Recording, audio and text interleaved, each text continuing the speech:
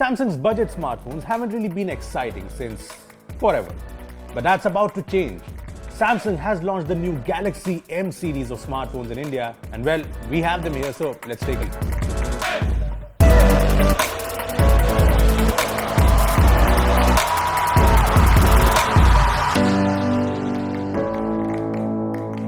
Hey guys, this is Upesh from bbomb.com, but more importantly, this is the new Galaxy M20. I know there's the Galaxy M10 as well, but this is the more exciting phone of the two. So today we'll be taking a good look at the new Galaxy M20. But before we get started, let me tell you that this video has been brought to you by Bank Bazaar, which is your one-stop solution for all your banking needs, including credit cards and a lot more. I'll talk more about Bank Bazaar at the end of this video, so stay tuned for that. Now let's talk about the Galaxy M20.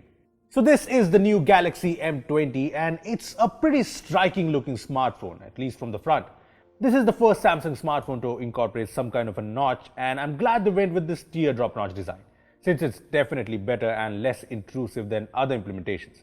I know what Samsung calls it, the Infinity V design, which is just a fancy name for this teardrop dewdrop notch. Anyway, the front here is almost bezel-less, as you can see, since the chin is pretty small too, and well, it looks beautiful. The display here is a 6.3-inch Full HD Plus TFT display with Asahi Dragon Trail Pro Glass, and well, so far the display here seems great. It's vibrant, the contrast is good, and it seems fairly bright too. I know it's not AMOLED, but maybe we'll see an AMOLED display in the M30 or the M40. Okay, so that was the front, which honestly looks pretty great, but I can't say the same thing about this back. The Galaxy M20's back reminds you of your usual budget Samsung smartphones with its plastic, bland design.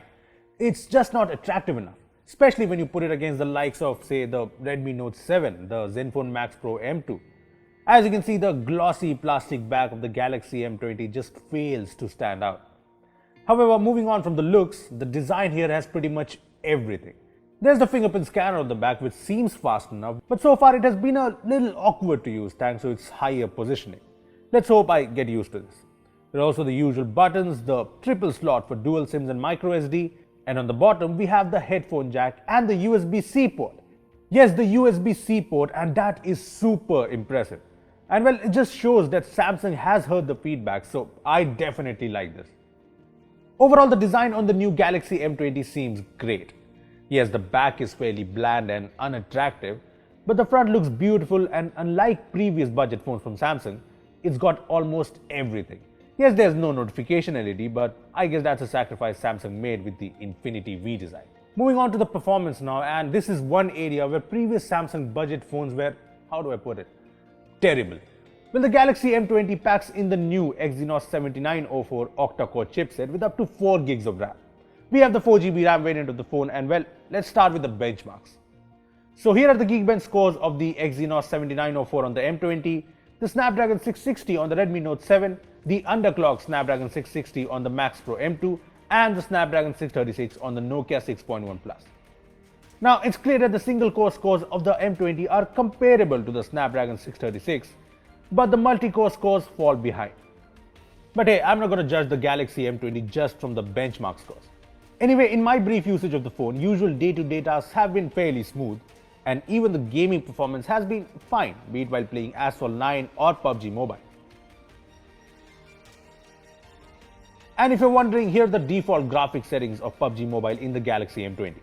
So yes, so far the performance in the Galaxy M20 seems decent enough, but in the past, Samsung's budget phones have been laggy due to Experience UI as well.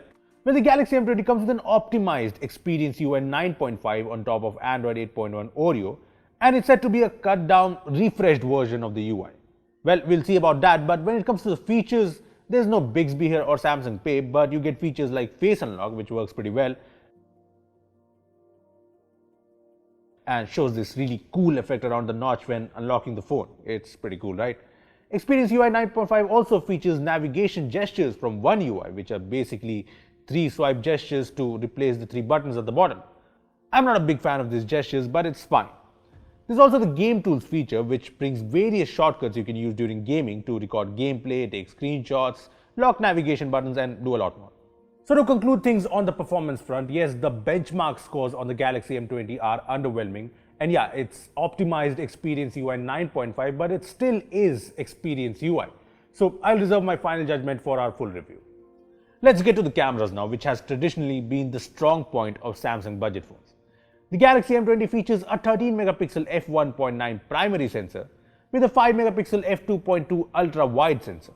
And it has all the Samsung features like the live focus mode, which is basically the portrait mode, the beauty mode, the pro mode, and more. Well, here are a few shots I took from the Galaxy M20. Well, the photos from the M20, be it in the usual mode or the portrait mode, look fairly good so far.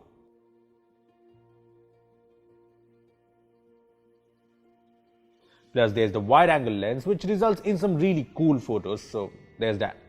But yeah, when it comes to vertics on the camera, it's a little too early to judge. When it comes to the videos, the phone does not support 4K video recording, which is weird since Exynos 7904 has support for it. Anyway, here's a 1080p video sample from the phone. Switching to the front for selfies, the Galaxy M20 features an 8 megapixel f2.0 selfie camera, and it's got all the features as well, like the live focus mode. Well, here are a few selfies from the phone and they look pretty good, don't they? Well, if you ask me, I'm positive about the cameras on the Galaxy M20, and it'll be interesting to see how it compares against the Redmi Note 7. Then there's the battery, and well, it's impressive.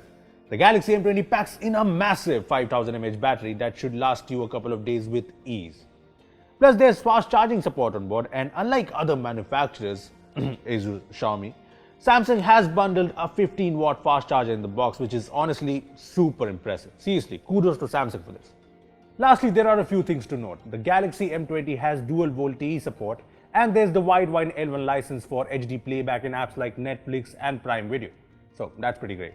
Well, that was a good look at the new Galaxy M20, and if there's one thing that's clear, it's that Samsung has listened to the feedback from the consumers and brought a budget smartphone that kind of fixes all of the issues from previous Samsung budget phones. The Galaxy M20 has a modern display, capable cameras, a massive battery, USB-C fast charging with a fast charger in the box, and a new refreshed experience UI.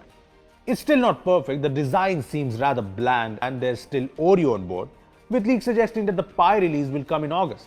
And I'm not sure if the M20 will be able to match the competition when it comes to the performance. But hey, it's a start, and that is great. At least Samsung is making an effort, unlike the J series days, and well, that is commendable. Well, whether you plan to buy the Galaxy M20 or some other smartphone, Bank Bazaar can make buying it with a credit card a lot easier. Well, you just download their app, fill up some details like your contact information, if you have any existing credit cards, etc. And then Bank Bazaar shows you a bunch of cards you can choose from. You can pick whichever one you like and apply for one with zero paperwork, and that's it. So what are you waiting for? Download the Bank Bazaar app right now from the link in the description down below. Well, those are our first impressions of the new Galaxy M20, but our full review will be out soon, so stay tuned for that. And if you have any questions about the Galaxy M20, make sure to comment below and we'll answer them in a full review. Also, give this video a thumbs up if you enjoyed it and share it with your friends. Lastly, subscribe to our channel for more amazing tech videos. Well, that's me signing off. Thanks for watching, and I will see you in the next one.